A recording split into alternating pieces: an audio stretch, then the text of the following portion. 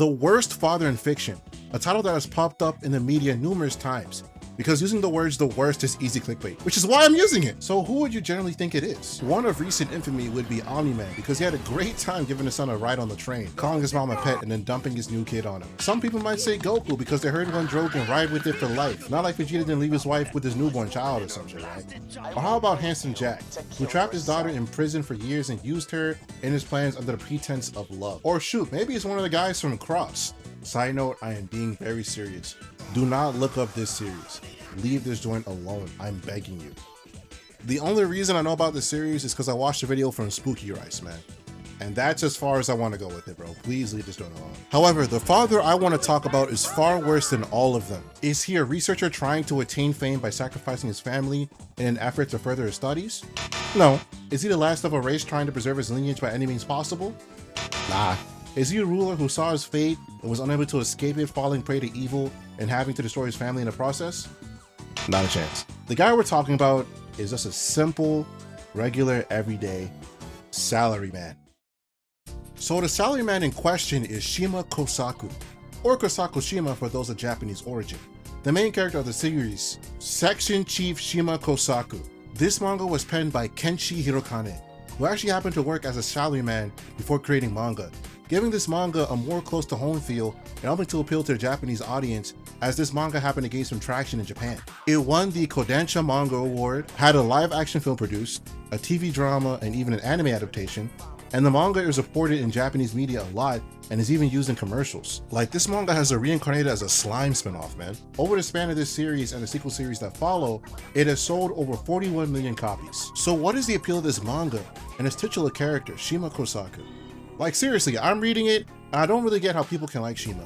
Sure, he has different philosophies and can be an upstanding dude at times, but boy does this man come off as an ass. The very first chapter of the manga is when Shima is told about the opportunity for him to become a section chief. The only thing he has to do is make sure that he holds a good work and private image. Some female co-workers come to him to complain about a woman in the company. They're saying that she doesn't take her work seriously and is using the company phone for personal calls, yada yada. Now Shima, being the head of this section, has to take the time out to reprimand her. However, she does her job exceedingly well, so he can't find any faults with her. So fast forward a bit, he ends up running into her in the fire room and she leaves a lipstick mark on his collar. Spicy! So he decides to eventually talk to her after work and takes her out to eat. But she leads him on to karaoke. Some dudes try to hit on her and they bounce. They end up staying at a love hotel and he goes on this long monologue about how immoral it is for him to be doing this, and ends up saying that ultimately, if anything happens, it's not his responsibility because she came on to him. Yeah, sure, alright, man. So after this post-nut clarity hits, he starts regretting his actions severely, to the point where he asks her to forget about it and move on. So the next shot, we see him spending time in his house with his wife and kid on the weekend. You heard me. This man has a whole wife and child, but is over here committing adultery. Soon he gets a phone call and it's from you-know-who. So he runs over to her and basically begs her not to blackmail him, stating that he has a kid and wife that he loves while cheating on him. Boy, if you don't... Fortunately, she doesn't do that and instead tells him that she's going to get married in a few months and is leaving the company. So you'd think after this whole fiasco that he would learn his lesson and keep it in his pants.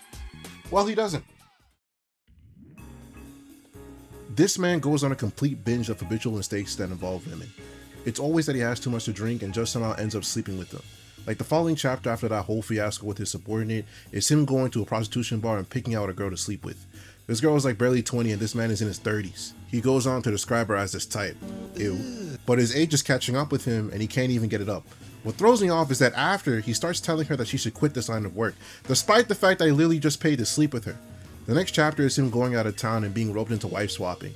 Not with his actual wife though, as he has a stand-in, but still you would think a man loyal to his wife wouldn't do this, because the woman he ends up sleeping with is literally one of his wife's friends from college, and she tells him that he should probably stop messing around because his wife probably knows all about his philandering. So what does he do? Not even less than one chapter later, he starts having another affair with another woman that he works with. This time it's because he made a mistake in the books and she helped to cover it up. So he thanked her by taking her out to eat and then got too drunk and thanked her in bed, describing her as the perfect woman to have an affair with. Like at one point he eventually travels to New York for work and he happens to meet this one woman drinking outside, so he calls out to her and ends up sleeping with her. By the way, the author makes him monologue about how he has a really big dong for a Japanese guy. Award-winning manga over here. So she goes on to ask him about whether or not he loves his family, and he responds, do I? Like, man, this dog is trash. Because a few chapters later, she starts asking about his wife again, and she eventually asks, do you love her? He basically says no. Then she asks, why did you marry her? And he actually's her and starts to rant about how marriage is more of a social construct. So then she hits him with, do you consider what we're doing a betrayal to your wife? He says no. And then she asks, so what if your wife was doing this instead? And he keeps quiet, like bruh had no response because he knew what he said was stupid. All of this I could look past, so this man just wasn't such a trash father on top of it. And there's one chapter that cements it for me.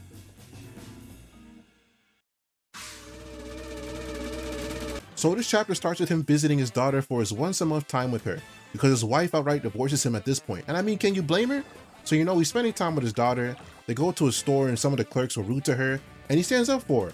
So then they're eating dinner, and his daughter asks him why he and her mother no longer live together. She asks if they're fighting, and he tries to explain that that isn't the case, which eventually leads to this back and forth, which ends up with her saying that they should live together for her sake. And I mean, she's a young girl, so of course she would prefer it if her family stayed together. But instead of understanding that, he instead says that she should stop being selfish because he's not living for her sake. What? He then proceeds to go on a rant about how the idea that adults should sacrifice their lives for their children is wrong, and that adults have their own lives separate from their children, which is really kind of insane when you think about it. This man just tried to rationalize to a young girl about why she should not expect to always have a father who is able to care for her. Not like he made the personal choice to become a father or anything. Like, bro, how can you say this to your daughter of all people? Like, she's barely 9 years old. She's not going to understand any of that. And you know what cements him as the worst father in my opinion? After these horrible statements to his own daughter, he then hits her with, you know I love you, right? And this is why I think he's the worst father, man. Because the story does not allow this man to take any responsibility for his shitty actions, because other people suffer the consequences. In this very same chapter, he later takes her back to where his wife currently lives, and she invites him to come in. She shows him some of her exams, and she's scoring all 100s, and her father asks, "Did you show these to your mother?" And she replies no, because she wouldn't even look at them. And then you find out that her mother was over here busy with a new side piece instead of taking care of her daughter. Both parents suck, and this is later confirmed when her mother asks her to play piano, and she sings, "Pay attention to me, Papa, Mama. Pay attention to me or I'll turn into a delinquent," while she's crying. And then the story just magically moves on.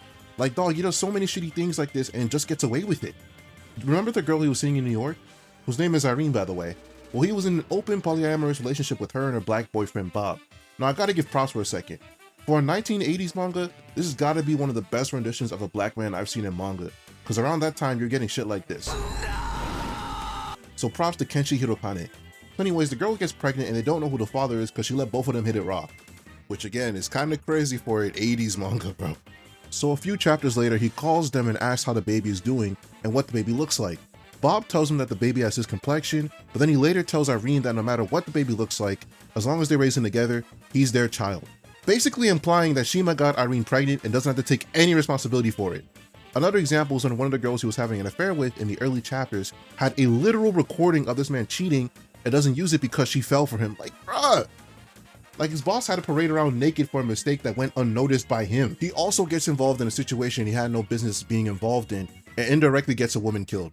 He also gets fired because he refuses an honestly shitty offer at the cost of his own job, but he gets reinstated because he has a friend in a higher position who happens to be gay for him. This manga is insane, bro. This friend of his also happens to be indirectly killed because of him. Like, they literally get drive-by where he was supposed to be the target, but he instead gets one bullet wound in the shoulder while his friend becomes a special brand of Japanese Swiss cheese. Like, this dude gets caught making love to his boss's side piece and just gets to walk home. The only consequence he gets is his wife divorcing him, and rightfully so, since he values his work over his family. And you know what gets me about that?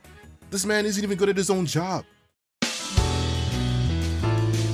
The story is supposed to be about how he built himself up to be a section chief, and I really think he just got the job because the spot was open, because he doesn't really do a great job on his own. Most of the time when it involves closing major deals or getting himself out of a situation, it is often other people that bail him out.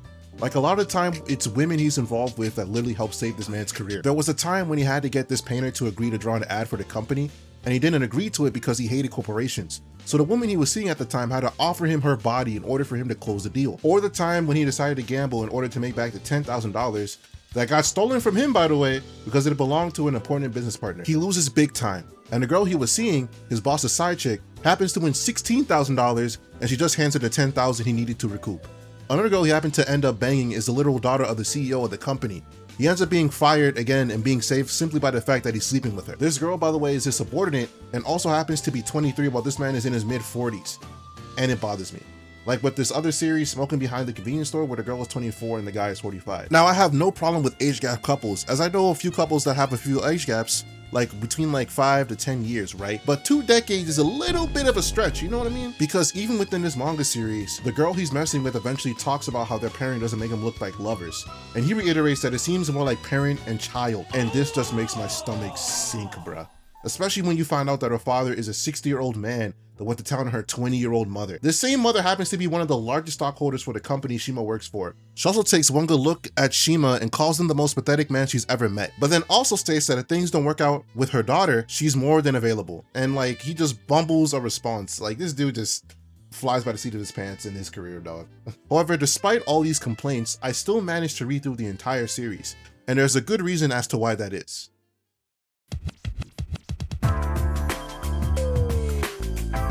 So despite my gripes with the MC and his less than stellar traits, he does have some admirable ones. For instance, Shima is never the type of character to outwardly judge anyone and their proclivities. He kind of just takes it as it is. Like, this man was in an open mixed race relationship in an 80s manga, dog. He is also friends with a man who was so gay from him, he literally had another dude dress up as him and take photos. But he never feels disgusted or shies away from his presence. I also like how the author portrays the women in this manga. Despite being in positions where they are literally viewed as objects of lust for these powerful men, they are often the ones who help keep these men grounded. Often with the women in this series never really being judged for the kind of lives they lead, but rather how they take it in stride and are proud to be themselves. And they should be, because a lot of the men in this manga are kind of trash. Some even worse fathers than our MC. Like the friend who was gay for him openly admits to him how much he despises his own wife and son. Another man has a teenage pregnant daughter who comes home one night a bit sloshed. So he gets into a bit of an argument with her and hits her so hard she falls down the stairs and has a miscarriage. But he ends up staying with her all night during a hospital stay. And she ends up smiling with him.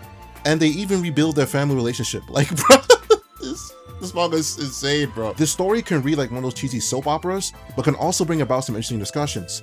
I think the thing I feel about this series and Shima as a whole is that it feels human. People are not perfect. Like, a lot of people in this series are scumbags. They're greedy and power hungry and don't really care about much outside of their own game.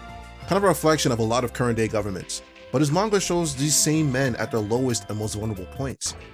And Shima stands out because he doesn't really vie for any of those things. He is perfectly content with doing his job to the best of his ability and isn't interested in any power struggles. Rather, due to this, he's able to work with and view other people's issues as bigger than his own, willing to repay them for their help and stand beside them when they need it.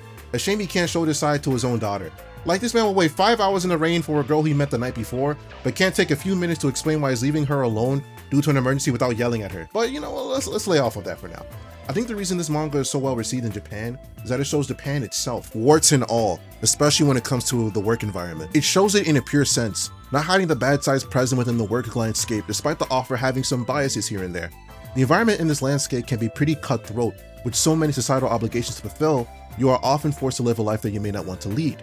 However, this manga shows that happiness isn't necessarily found through success, but through connection. By having people who can understand you and support you when you desperately need it, it can allow you to wade through the toughest of waters. And what is a salaryman if not for the connections that he builds? Shima exemplifies this because he never really grows to be arrogant or power hungry despite his quick rise to success. He remains humble because he understands that without the people that support him, he will be nothing on his own.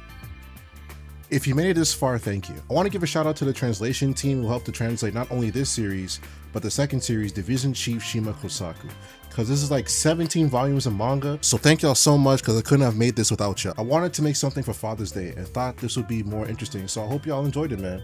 I hope you had a great day appreciating your fathers. And honestly, Shima isn't the worst father in fiction, because there are manga where authors write about fathers ending up with their children. And man, maybe anime and manga was a mistake after all.